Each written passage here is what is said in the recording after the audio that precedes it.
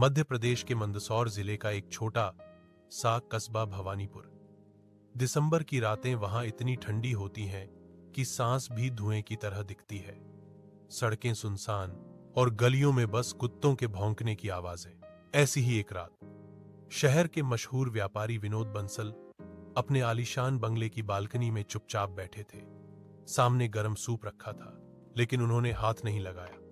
बीते 2 साल पहले की एक दुर्घटना ने उनकी दुनिया बदल दी थी। उनका इकलौता बेटा हर्ष महज 13 साल का स्कूल बस हादसे में चला गया था। तब से घर की दीवारों ने हंसना छोड़ दिया था।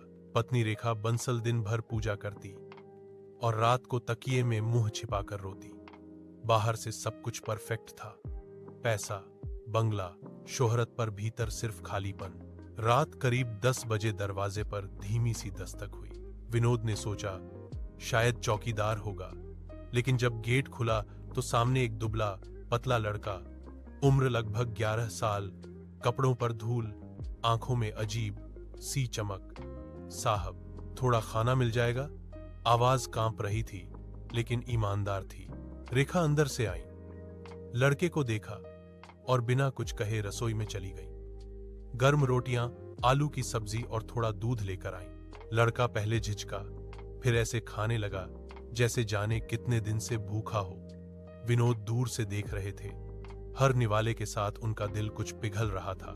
वो लड़का जैसे किसी पुराने दर्द को धो रहा था। खाने के बाद रेखा ने पूछा, बेटा, नाम क्या है तुम्हारा? कबीर, उसने जवाब दिया। घर कहाँ है? घर, लड़का मुस्कुराया। मालूम नहीं, मंदिर के पीछे पुराने बरगद के नीचे सोता हूं। रेखा की आंखों से आंसू टपक गए। रात दोनों पति पत्नी बहुत देर तक बात करते रहे। रेखा बोली, विनोद जी, ये बच्चा कुछ अलग है। उसकी आंखों में अजीब सुकून है। विनोद ने कहा, पता नहीं क्यों, लेकिन जब वो साहब बोला तो लगा जैसे हर्ष मुझे पुकार रहा हो। अगली सुबह उन्होंने कबीर को बुलाया। वो दरवाजे पर खड़ा था, जैसे किसी गलती की सजा मिलने वाली हो। कबीर, विनोद बोले, अगर हम कहें कि तुम हमारे साथ रहो, पढ़ो और नया जीवन शुरू करो तो? कबीर चौंका, सच में? लेकिन मैं तो किसी काम का नहीं। रेखा ने कहा, तुम बस इंसान बने रहो, बाकी सब हम सिखा देंगे। उस दिन से हवेली के सन्नाटे में एक नई आवाज गूंजने लगी। कबीर का कमरा तैयार हुआ। नए कपड़े, नया स्कूल और सबसे बड़ी चीज मां का स्नेह। धीरे धीरे कबीर ने घर के हर कोने में अपनी मासूमियत भर दी। सुबह मंदिर की आरती में उसकी आवाज सबसे ऊंची होती।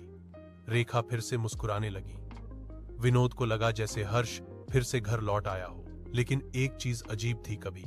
कभी कबीर रात को छत पर बैठकर किसी पुरानी टूटी तस्वीर को देखता। वो तस्वीर उसकी जेब में हमेशा रहती। एक बार रेखा ने पूछा, कबीर, ये तस्वीर किसकी है?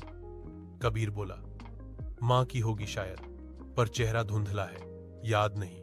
और उसने विषय बदल दिया। विनोद ने नोट किया कि लड़का कभी कभी हवेली के पुराने स्टोर रूम की ओर जाता, जहां हर्ष की पुरानी साइकिल रखी थी। वह घंटों उस साइकिल की घंटी बजाकर मुस्कुराता। 3 महीने बीते। कबीर अब स्कूल जाता था और हर शाम बगीचे में पढ़ाई करता। एक दिन स्कूल से फोन आया, कबीर ने विज्ञान प्रतियोगिता जीती है। विनोद और रेखा गर्व से भर उठे। घर लौटते वक्त विनोद ने गले लगाते हुए कहा, बेटा, अब ये घर सिर्फ हमारा नहीं, तुम्हारा भी है। कबीर की आंखों में आंसू आ गए। धन्यवाद बाबा। विनोद को वो शब्द सुनकर लगा जैसे कोई टूटा हिस्सा जुड़ गया हो। लेकिन उसी रात एक अजनबी हवेली के गेट पर आया। चेहरा झुर्रियों से भरा, आंखें थकी हुई। उसने चौकीदार से कहा, यहां एक लड़का रहता है, नाम कबीर, वो मेरा बेटा है। जब विनोद और रेखा को यह बात पता चली, उन्होंने उस बूढ़े आदमी को बुलाया। वो बोला, साहब, मैं भोला हूं, कबीर मेरा बेटा है। 2 साल पहले बाढ़ में हमारी झोपड़ी बह गई थी। मैं बच गया, वो गायब हो गया। आज मंदिर के पुजारी से सुना कि वो यहां है। रेखा के हाथ कांपने लगे। विनोद ने कबीर को बुलाया। वो शांत था। बेटा, ये तुम्हारे पिता हैं? कबीर की आंखों से आंसू बह निकले। हाँ बाबा, ये मेरे असली पिता हैं। लेकिन वो रुक गया। लेकिन क्या? रेखा ने पूछा। मुझे अब 2 घर नहीं चाहिए, मैं अब यहीं रहना चाहता हूं। कमरे में सन्नाटा छा गया। विनोद ने आगे बढ़कर भोला का हाथ पकड़ा। भाई साहब, बच्चे की किस्मत अब हम तीनों मिलकर लिखेंगे। भोला की आंखें भर आईं। साहब, मेरे पास देने को कुछ नहीं। रेखा बोली, आपने हमें बेटा लौटाया, इससे बड़ा वरदान क्या होगा?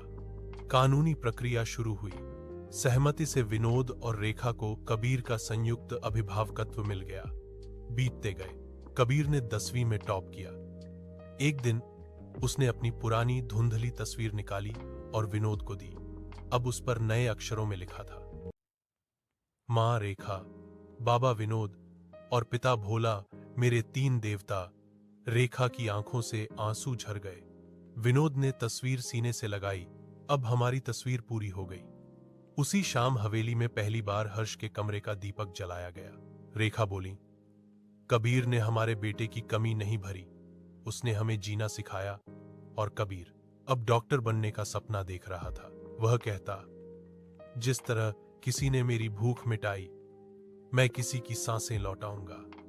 आज भी भवानीपुर की उस हवेली की बालकनी में 3 दिए जलते हैं, एक खोए हुए बेटे के नाम, एक मिल गए बेटे के लिए, और तीसरा उस ईश्वर के लिए जिसने इंसानियत की कहानी लिखी। कबीर अब शहर के मेडिकल कॉलेज में पढ़ता है। हर महीने वो उसी मंदिर के पास खाना बांटने जाता है जहां कभी खुद ने मांगा था। विनोद और रेखा कहते हैं, पैसा अमीरी देता है, लेकिन किसी की जिंदगी बदल देना है, वो सबसे बड़ी दौलत है।